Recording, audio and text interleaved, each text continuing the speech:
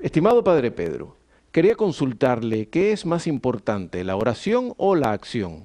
Yo creo que se debe de tener un balance, pero es una discusión que he tenido con un hermano que me decía que es más importante la oración. Saludos, Juan Pablo Martínez, Argentina. Juan Pablo, gracias. Pregunta interesante y qué bueno que estén haciendo estas preguntas tan interesantes porque realmente nos ayudan a todos pues, a obtener una perspectiva mucho más clara de Dios y lo que Dios quiere para nosotros. ¿Qué sería más importante, la oración o la acción? Parece que los dos son igualmente importantes, pero sin embargo podemos decir sin lugar a dudas que la oración es más importante. Si nosotros vamos al Evangelio según San Lucas, el capítulo 10, versículos 38 en adelante nos habla de dos mujeres que atendieron a Jesucristo cuando Jesucristo vino a la casa de ellos. Una era Marta y otra María, hermanas de Lázaro, a quien Jesús resucitó entre los muertos. Y nos dice la palabra de Dios que María se sentó a los pies de Jesús para escucharlo, mientras que Marta se pasaba pues preparando las cosas para su almuerzo, para su comida, etcétera. Y llegó un momento en que, pues, Marta se quejó con el Señor y le dijo, Señor, ¿no te importa que mi hermana me haya dejado sola para atenderte? Dile que me ayude. ¿Y qué es lo que Jesús le dice? El Señor le respondió, Marta, Marta, tú andas preocupada y te pierdes de 1000 cosas. Una sola cosa es necesaria, es decir, estar a los pies de Jesús en oración. Y Marta ha elegido la mejor parte y nadie se la quitará. Palabra del Señor. Entonces, la oración es imperativa, es importantísima. ¿Por qué?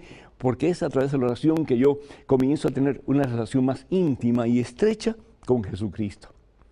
Pero la oración me tiene que llevar a la acción.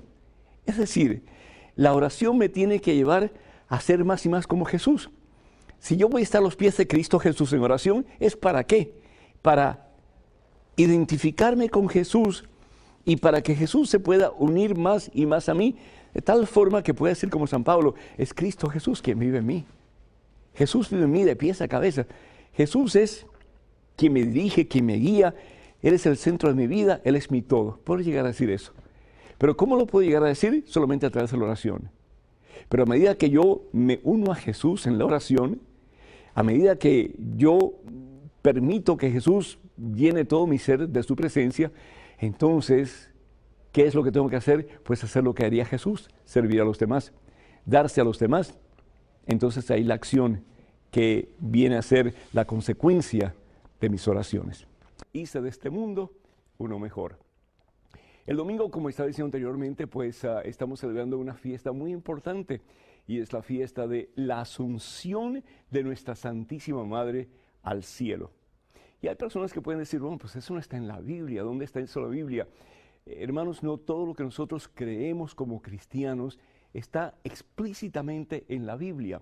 Pero si nos ponemos a hacer reflexión teológica, y esto es precisamente lo que la Iglesia de Jesucristo, la Iglesia Católica ha hecho y continúa haciendo y seguirá haciendo hasta el fin de los tiempos, lo que se llama reflexión teológica, impulsada por el Espíritu Santo, que realmente es lo que la palabra de Dios nos dice acerca de diferentes cosas que debemos de creer.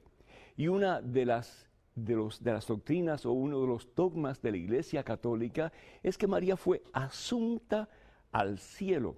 Hay 4 dogmas marianos. Uno de ellos es que María es la Madre de Dios, y María sí es Madre de Dios. María es hija del Padre, María es madre del Hijo, y María es la esposa del Espíritu Santo. María, al ser la madre del Hijo, es decir, de Jesús, es también entonces Madre de Dios. ¿Por qué? Porque Jesús no solamente es perfecto hombre, pero Jesús es Dios en todo el sentido de la palabra. María también es virgen. María es virgen antes del parto, durante el parto y después del parto. Ese es otro dogma mariano. María no conoció varón. María fue virgen. ¿Por qué? Porque su vida fue un constante y completo darse a ese que era su único y verdadero amor, que era Dios. Al punto que María llega a decir, aquí está la esclava del Señor, que se haga en mí según lo que tú has dicho. María es la Virgen, María es la que se consagra al Señor, María es la que tiene ojos solamente para Dios y para nadie más. María, además de ser la Madre de Dios y además de ser virgen, María también es la que es asunta al cielo. María es llevada al cielo. Y además de eso, pues María es la Inmaculada desde el momento de su concepción. Ahí están los 4 dogmas. María es Madre de Dios, María es virgen, María es Inmaculada desde su concepción y María es asunta a los cielos. Además de eso, si hay otras personas que en la Biblia aparecen que están en el cielo, por ejemplo, Enoc en el libro de Génesis capítulo 5, Elías en el libro de Reyes, también se ve como, por ejemplo, él es llevado al cielo y la palabra de Dios nos dice, iban caminando quien Elías y Eliseo, y mientras caminaban cuando un carro de fuego con sus caballos de fuego los separó al uno del otro y Elías subió al cielo en un torbellino. Elías subió al cielo en un torbellino. ¿Quién subió a Elías al cielo? Dios. Elías fue asunto. Hay una gran diferencia en ascender y ser asunto. Cuando yo asciendo, yo subo por mi propio poder. Pero cuando yo soy asunto, alguien con su poder me eleva. En el caso de María, María, como hemos dicho anteriormente, María por sí misma no tiene poder en absoluto. El único que tiene poder total y completo e infinito es Dios.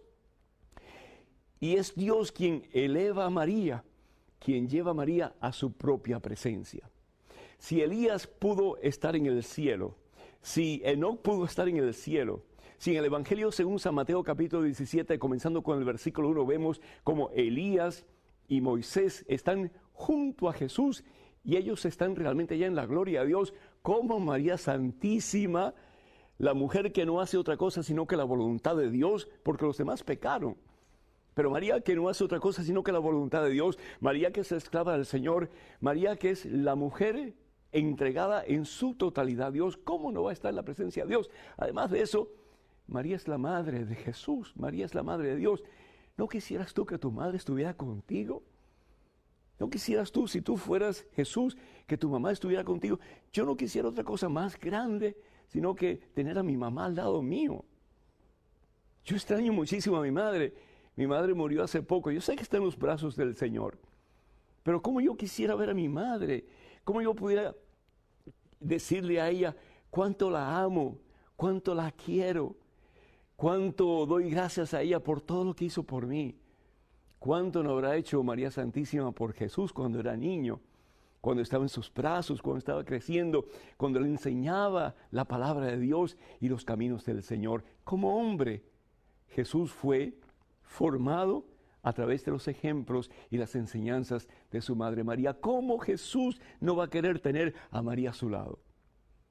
Por eso la Iglesia, haciendo reflexión teológica, es decir, bajo la inspiración del Espíritu Santo, reflexionando sobre la palabra de Dios, cómo esa mujer tan importante en la vida de Jesús, cómo esa mujer tan importante para Jesús, no va a estar en la presencia de Jesús.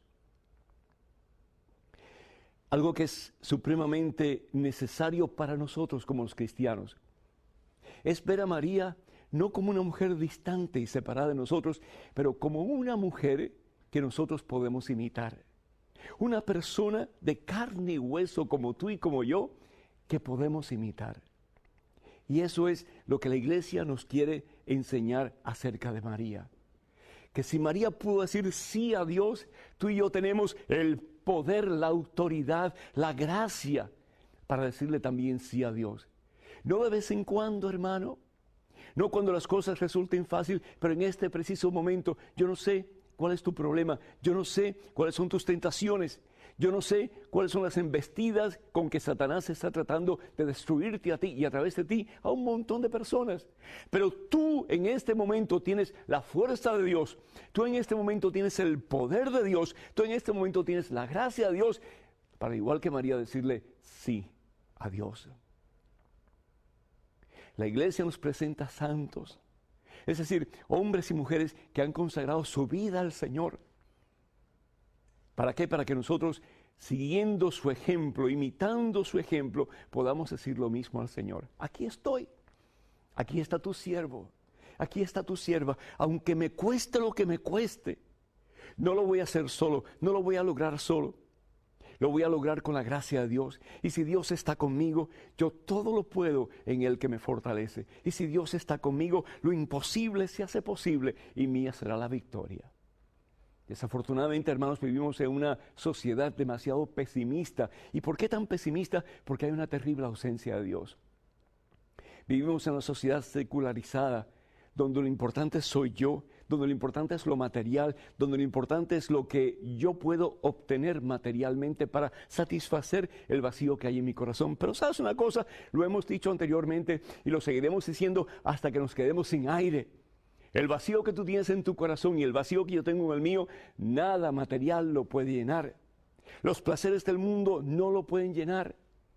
Las cosas que tú haces para calmar la necesidad de felicidad en tu ser no la puede llenar lo material. Solamente hay uno y su nombre es Jesucristo.